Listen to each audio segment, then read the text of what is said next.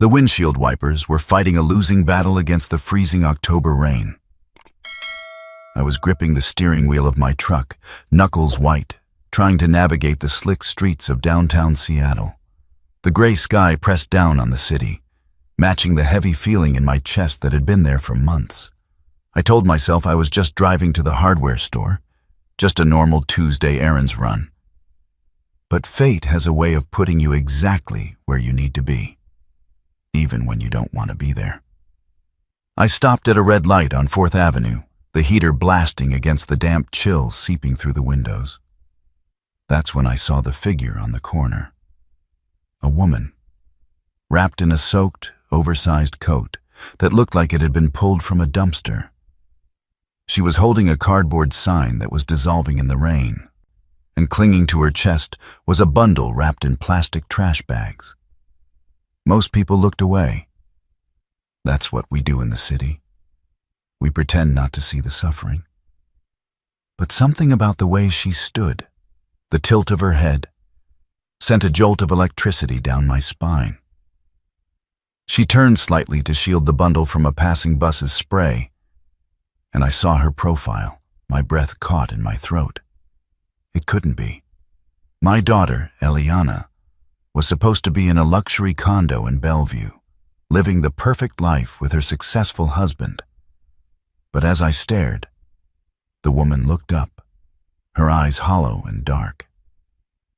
It was Eliana, and she looked like she was dying.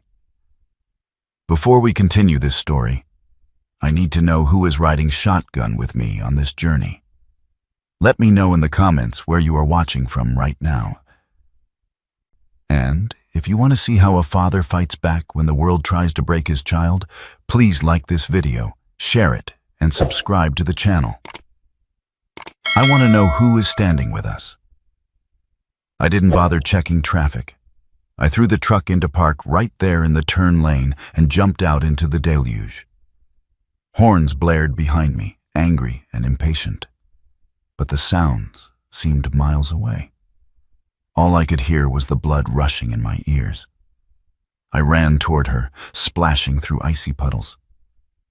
"Eliana!" I screamed her name, my voice cracking. She flinched violently, stepping back toward the brick wall of the bank building as if I were about to strike her. She looked at me with zero recognition at first, just pure, animalistic fear. Then, clarity broke through the exhaustion on her face. "Dad?" she whispered. Her lips were blue. "Dad, no. You have to leave. They're watching." "Who is watching?" I reached for her, but she recoiled. "Please go. If they see you, they'll hurt us. They said they'd hurt you." She was scanning the street, her eyes darting frantically to the parked cars across the intersection. "I am not leaving you on this corner," I growled, grabbing her arm gently but firmly. The bundle against her chest shifted, and a tiny cry erupted from beneath the plastic. My granddaughter, Daisy. "Get in the truck, now." She hesitated, trembling so hard her teeth chattered audibly. "They'll take her away, Dad." "You don't understand." "Let them try," I said, pulling her toward the passenger side. I practically lifted her into the seat. She was light, dangerously light, like a bird made of hollow bones. I slammed the door, shutting out the rain and the city, and scrambled back into the driver's seat. I locked the doors immediately. The silence inside the cab was heavy, broken only by the rhythmic thrum of the engine and the heater fan. Eliana was curled into a ball against the door, clutching Daisy so tight her knuckles were white. The smell hit me then. The scent of wet wool, unwashed skin, and the metallic tang of the street. It broke my heart. I pulled away from the curb, ignoring the angry gestures from other drivers. I drove aimlessly for the first few minutes, just needing to put distance between us and that corner. My mind was racing, trying to piece together a puzzle that made no sense. 6 months ago, I had visited them. I had seen the marble countertops, the expensive cars, the nursery filled with designer toys. "Where is Preston?" I asked, my voice low. I was afraid if I spoke too loud, she would shatter. "Where is your husband, Eliana?" She flinched at his name. She squeezed her eyes shut, tears leaking out to mix with the rainwater on her dirty cheeks. "He's at the house," she whispered. "Does he know you're out here? Does he know his wife and child are begging in the rain?" She let out a sound that was half laugh, half sob. "He knows, Dad. He dropped us off." The truck swerved slightly as my hands seized on the wheel. I corrected the course, staring straight ahead, feeling a cold, dark rage beginning to form in the pit of my stomach. "He what?" "He dropped us off," she repeated, her voice dead. "Shift starts at 8 a.m. If I don't make $50 by sunset, we don't get let back inside." I didn't ask another question. I couldn't. If she told me one more thing right then, I would have turned the truck around and done something that would have put me in prison for the rest of my life. And I couldn't help her from a jail cell. I needed to get them safe. I didn't go to my house. That would be the first place anyone looked. Instead, I drove north, heading toward a small fishing cabin I owned near the Snohomish River. It wasn't much, just a dry roof and a wood stove. But it was off the grid, and nobody knew about it except me. When we arrived, the rain had turned into a soft drizzle. I hustled them inside and got a fire going in the cast-iron stove. I found some old blankets and heated up a can of soup on the burner. Eliana sat on the rug by the fire, unwrapping Daisy. My granddaughter was 7 months old. She looked pale, her skin slightly rashy, but she was alive. She guzzled the warm water I offered in a clean cup. Eliana ate the soup with shaking hands, shoveling it in like she hadn't seen food in days. I watched them from the kitchen table, the darkness outside the window pressing against the glass. I was 70 years old. I had a bad hip and high blood pressure. But as I watched my daughter tremble, I felt 20 years younger and ready for war. Once the food settled in her stomach and Daisy had fallen asleep on the makeshift bed of cushions, Eliana finally looked at me. The firelight danced across her face, highlighting the hollows under her cheekbones. "I'm sorry, Dad," she whispered. "I'm so sorry I didn't call." "Stop," I said gently. "Just tell me how. How did it go from the country club to the street corner?" She took a deep breath. "It started right after Daisy was born. Preston changed. Or maybe he just stopped pretending. His mother, Lydia, moved in to help with the baby. Suddenly, nothing I did was right. I was too emotional, too tired, too unstable." She picked at a loose thread on the blanket. "They stopped letting me sleep. Preston would wake me up every hour, claiming Daisy was crying when she wasn't. They wore me down, Dad, psychologically. They made me feel like I was losing my mind. It's easy to judge when you're on the outside looking in. We like to think we're smart, that we'd never let someone manipulate us like that. But abuse isn't always a bruise on the face. Sometimes it's a whisper in the dark that steals your sanity. If you are watching this, and you know someone is hurting, or if you've been through the darkness yourself, you know how hard it is to ask for help. Don't just scroll past. Hitting that subscribe button tells YouTube to show this story to more people, people who might need to hear that they aren't alone. It's a small click for you, but it could be a lifeline for someone else. Then came the paperwork, Eliana continued, her voice gaining a little strength. About 3 weeks postpartum, I was on heavy medication for the infection I got after the C-section. Preston came in with a stack of documents. He said it was for a trust fund for Daisy. He said he needed to secure her future in case anything happened to him. I closed my eyes, knowing what was coming. "You signed it." "I signed everything," she wept. "I trusted him. He's my husband. He told me he loved me while he handed me the pen. But it wasn't a trust fund. It was a transfer of assets. I signed over my rights to the inheritance Mom left me. I signed over the deed to the condo, which was in my name. I even signed a sweeping power of attorney." "The money?" I asked, feeling sick. "The $650,000? Gone," she said.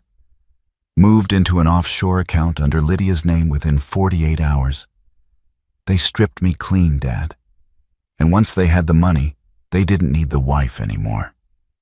The fire popped, sending a spark against the screen. "So they kicked you out?" I asked. "Not immediately," she said. "That would look bad. Preston cares about his image. He's running for city council next year, remember? He couldn't just divorce a new mother.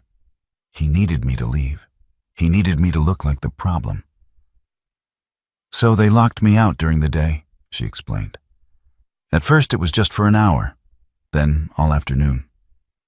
Then they started driving me to different parts of the city. Preston's brother, Caleb, would drop me off in the worst neighborhoods. They took my phone, my wallet, my keys. They gave me that cardboard sign." "Why?" I slammed my hand on the table. "Why make you beg if they already stole the money?" "To build a case," she said, her eyes wide with the horror of it. "They took photos of me. They filmed me looking disheveled and begging.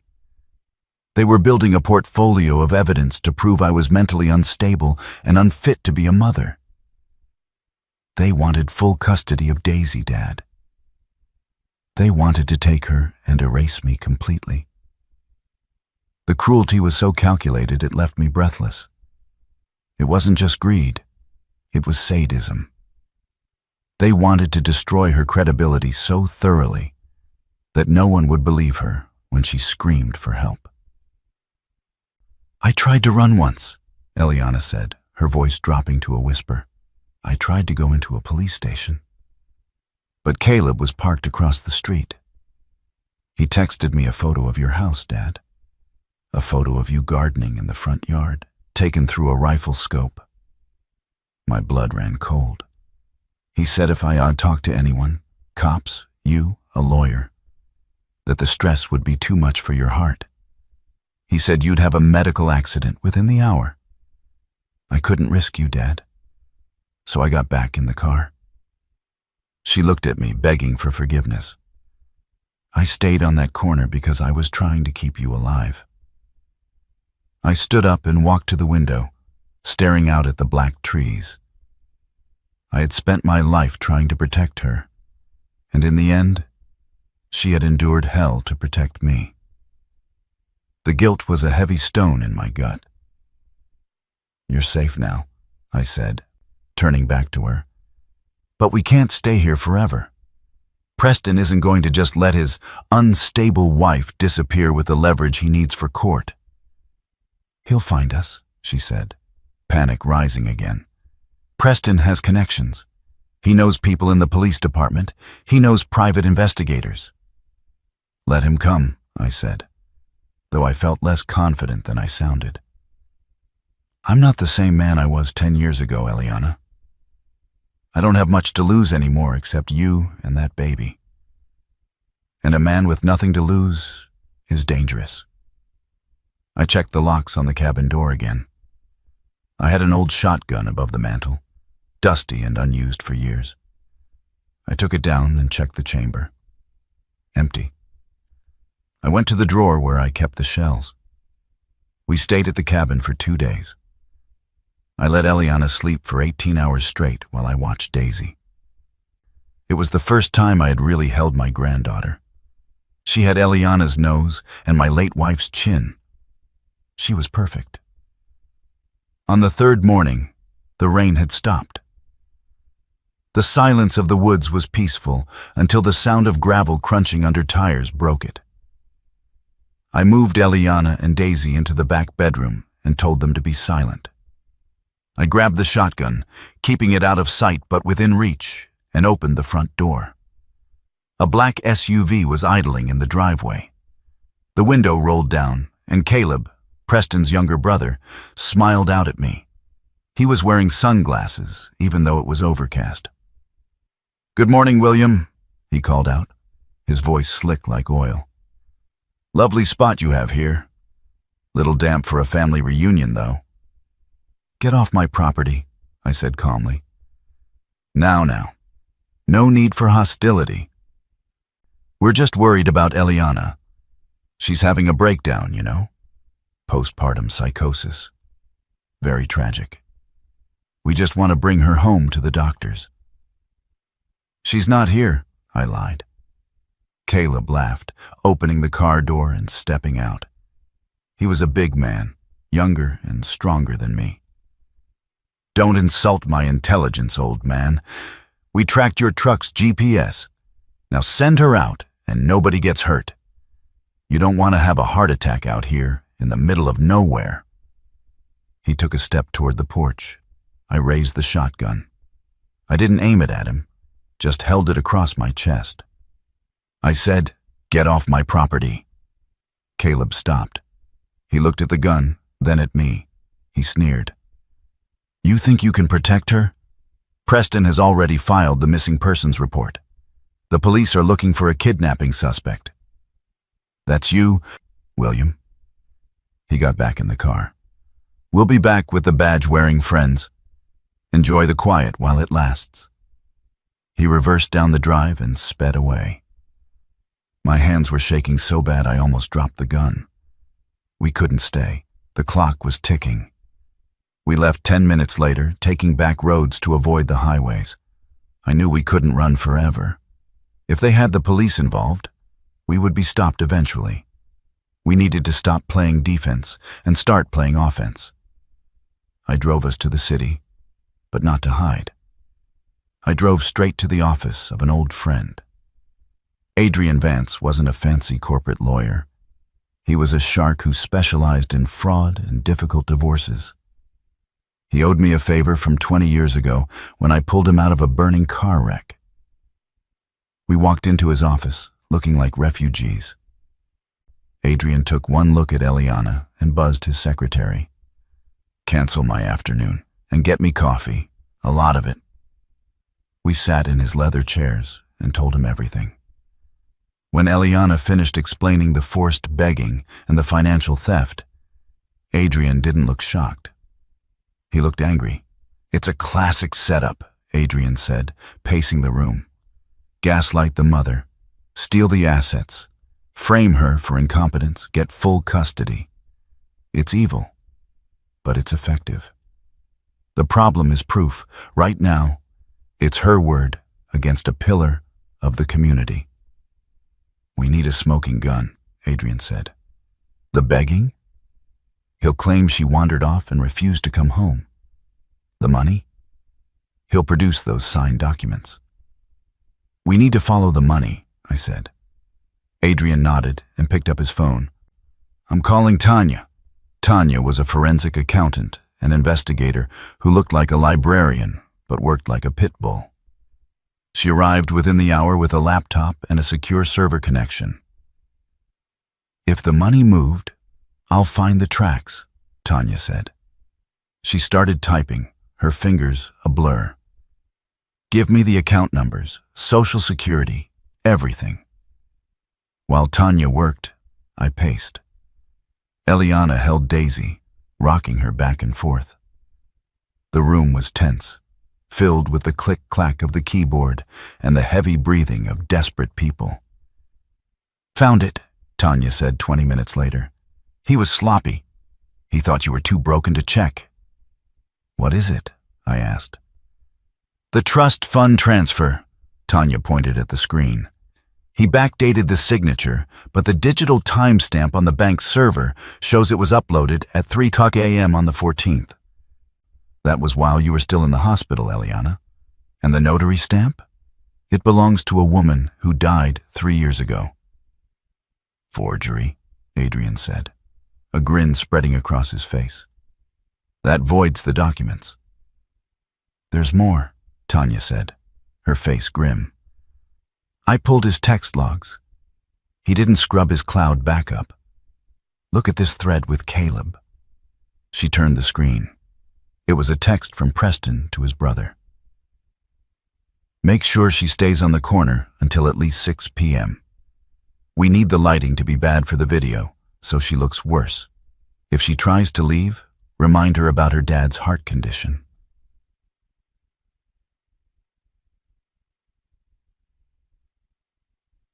That's coercion, Adrian said. Kidnapping, extortion. Just then, my phone buzzed. It was a notification from Facebook. A video was trending in my local area. I clicked it. It was shaky footage of Eliana shivering on the corner, looking disheveled. The caption read,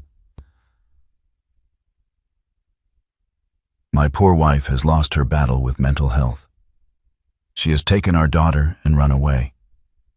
Please, if you see her, call the police. We just want them home safe."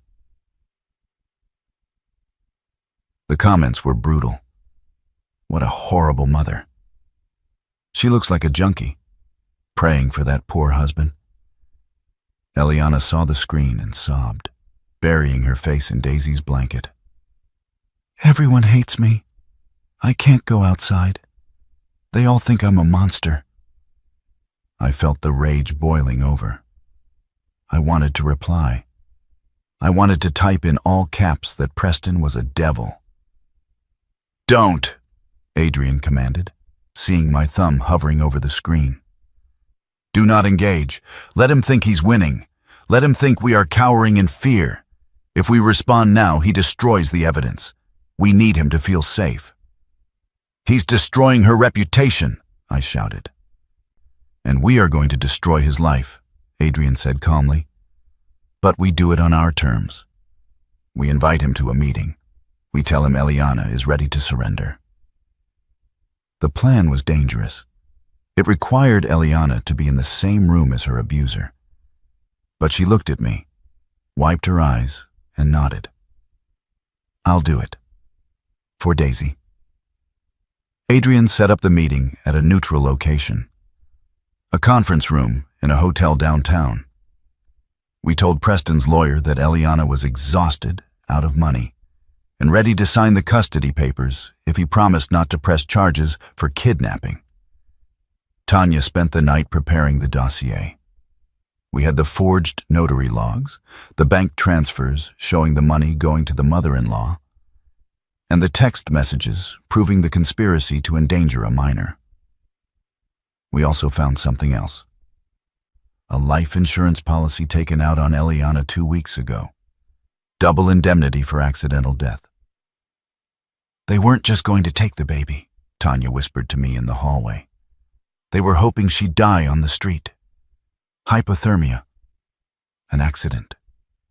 They were betting on it." The morning of the meeting, the sky was clear but cold. I wore my best suit, though it was a little tight around the shoulders. Eliana wore a simple gray dress. She looked tired, but she didn't look like a victim anymore. She looked like a survivor. We arrived at the hotel early. Adrian set up a camera in the corner, disguised as a speaker. Tanya sat in the next room, monitoring the audio. "Remember," Adrian said, "let him talk. Let him dig the hole." At 10 a.m. sharp, the door opened. Preston walked in, flanked by Lydia and Caleb. They looked like royalty. Preston was wearing a $2,000 suit and a look of mock concern. "Eliana," he said, opening his arms. "Oh, honey. Thank God you're safe." Eliana didn't move. She stayed seated next to me. "Sit down, Preston." Preston's smile faltered for a second, then returned. He sat. Lydia glared at me with pure venom. "We have the papers ready. Preston said, sliding a folder across the table. Full custody to me. You get visitation on weekends, supervised. And we'll get you into a nice treatment facility for your episodes. And the money? I asked. The condo? Lydia scoffed. Reimbursement for the emotional distress she's caused this family. It's all in the agreement. So you admit you took it? Adrian asked quietly. It was a family asset transfer, Preston said dismissively.